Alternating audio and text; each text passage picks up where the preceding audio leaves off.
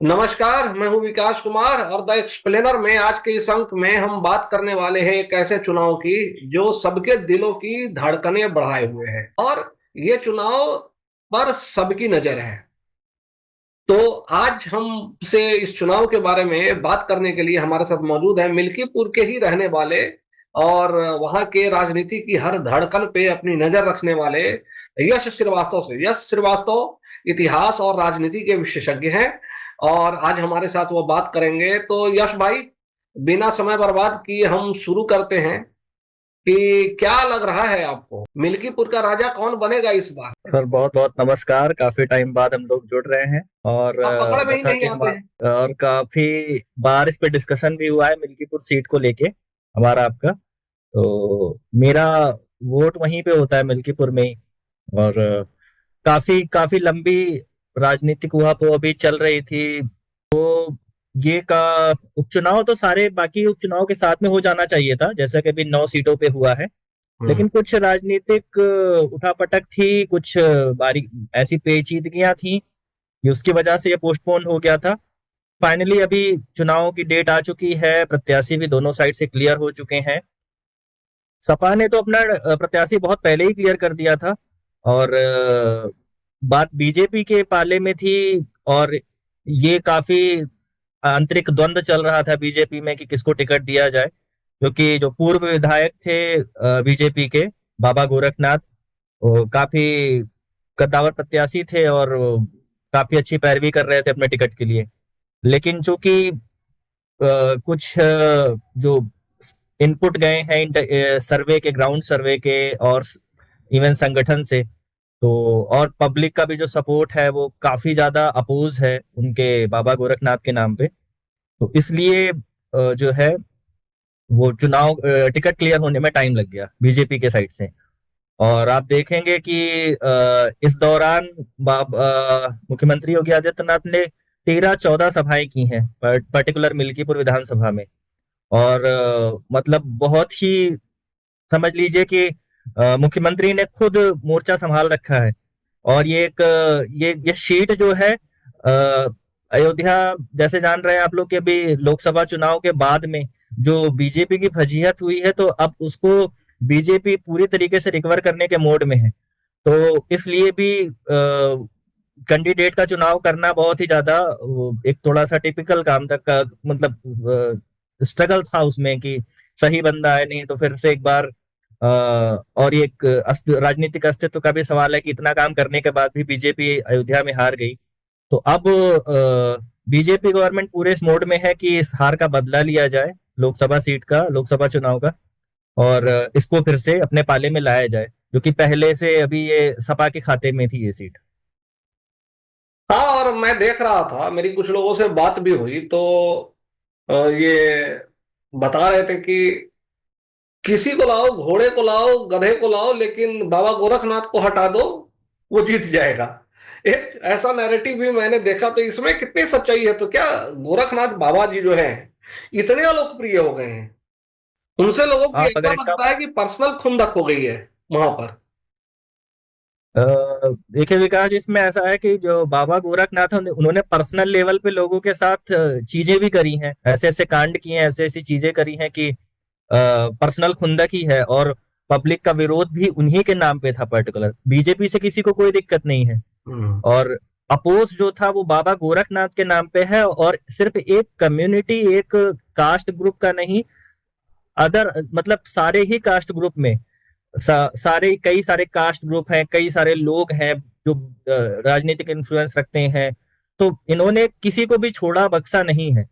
वो इन्होंने अपने जो इनके कारस्तानियां रही हैं 5 साल में, इवन ये कई बार तो बीजेपी के ही अपने संगठन के खिलाफ चले गए हैं, इनकी सांसद से भी नहीं बनती थी। और 5 साल में इन्होंने बहुत ही ज्यादा अति कर दिया था उस विधानसभा हम्म। क्षेत्र में।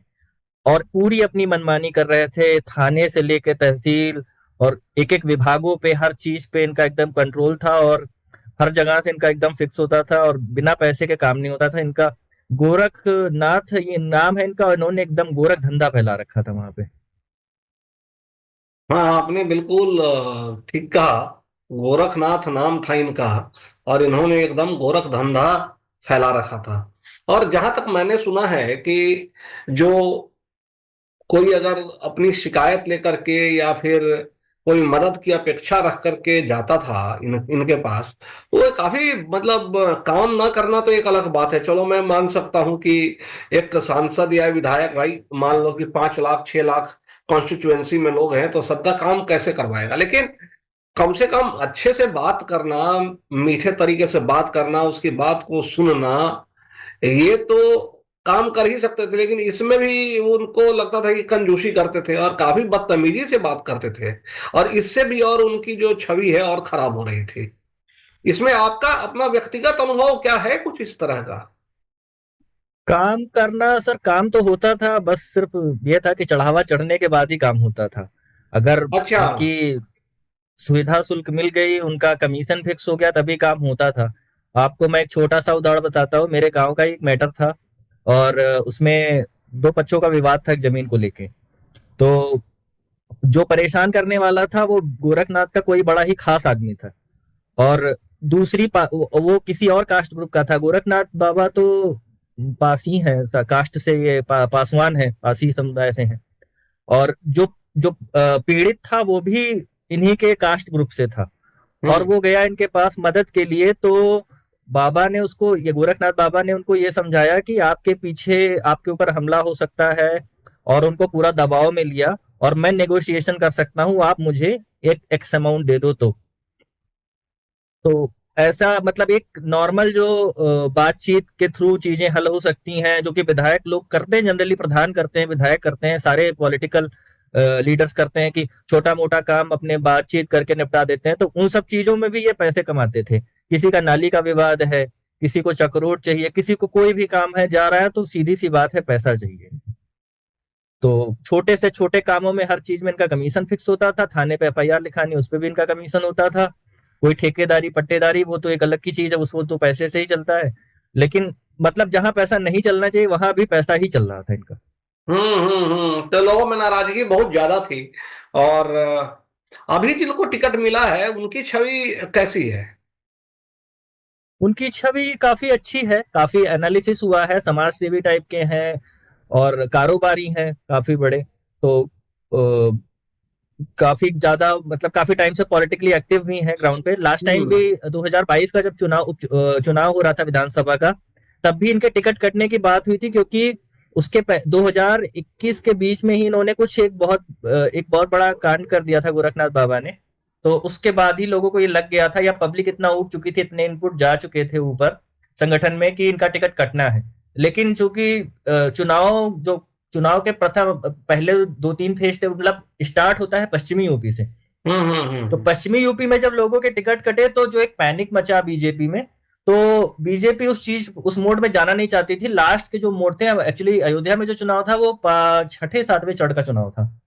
तो हम्म। उसमें जो है बीजेपी उस टाइम उसमें जाना नहीं चाहती थी कि टिकट काटे, पैनिक मचे और उसका बैकफायर हो बीजेपी पे। तो हम्म। इसलिए बीजेपी ने इनका टिकट नहीं काटा और इनका टिकट एज इट इज रहने दिया। लेकिन फिर उसी का उसी का नुकसान भी हुआ बीजेपी को, कि ये जो है 2022 के चुनाव में गोरखनाथ बाबा 13,000 वोट से हार गए अवधेश प्रसाद से।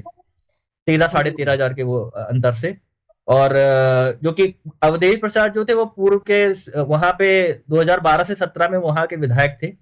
और एससी समाज के, या कह लीजिए पारसी समाज के, सबसे काफी कद्दावर नेता, काफी पुराने नेता हैं। और तो ये इस जो एक इनकी छवि थी, इन्होंने जो 5 साल में काम किया था, कि जो ये 2017 में जीत के आए थे अच्छे खासे मार्जिन से, तो ये 22 में हार गए 13-14 हजार वोट हम्म। से। ये रहा इनका पॉलिटिकल जर्नी। अभी तो पूरा एकदम माहौल टाइट है वहां पर। मैं देख रहा था कि न्यूज में कि 6 6 मंत्री जो हैं वहां पर ऑलरेडी एक्टिव हैं। बीजेपी ने अपनी पूरी ताकत लगा दी है, और वो इस बात के लिए काफी सतर्क है कि इस बार मिल्कीपुर में कोई गड़बड़ नहीं हो। और ये बाबा के लिए, योगी बाबा के लिए, अपने उनके लिए भी नाक का सवाल है, क्योंकि उपचुनाव में तो उन्होंने अपना परफॉर्मेंस दिखा दिया है, और भाजपा के अंदर भी परफॉर्मेंस दिखाया, अपना दम दिखाया। चाहे आप लाख कुछ कह लो, एक तरीके से भाजपा में जो एक खेमा था इनके खिलाफ जो एक्टिव रहा था उसको भी शांत किया। और अखिलेश बाबू को भी दिखा दिया कि 2027 में क्या होने वाला है। तो ऐसे में मिल्कीपुर को, जिसको वो एक प्रेस्टीज और ताज की तरह लेके चलते हैं अखिलेश बाबू, कि अयोध्या का राजा कौन? अवधेश पासी, राजा राम नहीं है, अवधेश पासी हैं। तो इस बार मिल्कीपुर में जो है बाबा उसको फिर से वो जो ताज है उनका वो छीनना चाहते हैं, पूरी कमर कस ली है। तो आपको क्या लग रहा है, जीतेगी बीजेपी? देखिए, प्रत्याशी बदल के तो बीजेपी ने गेम अच्छा कर लिया अपना। और एक बात आपको समझनी होगी विकास जी की अयोध्या में 5 सीटें हैं और पांचों पे कभी भी सपा बहुत कमजोर नहीं रही है। जो अंतर होता है बहुत ही आसपास का होता है, वो बहुत डिसेंट अंतर भी नहीं होता। कई सीटों पे वो आ, मतलब आप मान के चलिए कि 5 से 10 हजार का ही अंतर रहता है। तो मामला बहुत क्लोज रहता है। इवन जब आप सपा सरकार की बात करें तो अयोध्या जिले से 2 मंत्री होते थे। और अवधेश प्रसाद तब समाज कल्याण मंत्री होते थे, काफी बड़े एससी कम्युनिटी के तो सबसे बड़े नेता हैं वो डिस्ट्रिक्ट में। दूसरी चीज आप देखेंगे कि जो भी विधानसभा की प्रोसीडिंग होती थी तो अखिलेश यादव के साथ वो बैठते थे टेबल पे। और 7-8 बार के विधायक हैं। और उनका जो एससी वोट है एक तरफा उनके पीछे होता है। तो 17 में एक बात अलग थी कि जो है एक बीजेपी लहर थी तो उस वजह से वो हार गए। बाकी पहले वो दूसरी सीट से सोहावल से लड़ते थे या बीकापुर जिसको आप कहते हैं उससे लड़ते थे, उससे भी 5 बार के विधायक रहे हैं। तो काफी कद्दावर नेता है और उनके पीछे पूरे उस कम्युनिटी की बैकिंग होती है। अच्छी एक तरफा वोट पड़ता है उनके नाम पे। और दूसरी चीज अगर आप पर्टिकुलर मिल्कीपुर की बात करें तो मिल्कीपुर पे में जो कास्ट समीकरण है उसमें सबसे ज्यादा ब्राह्मण हैं, उसके बाद में यादव हैं और एससी हैं। तो एससी वोट कंसोलिडेटेड सपा के नाम पे अवधेश प्रसाद के नाम पे आ जाता है और यादव वोट तो सपा के नाम पे आ ही जाता है। थोड़ा बहुत आपको और कम्युनिटीज को और कास्ट ग्रुप को आपको साधना होगा तो आप आराम से जीत जाएंगे। तो मामला तो क्लोज है।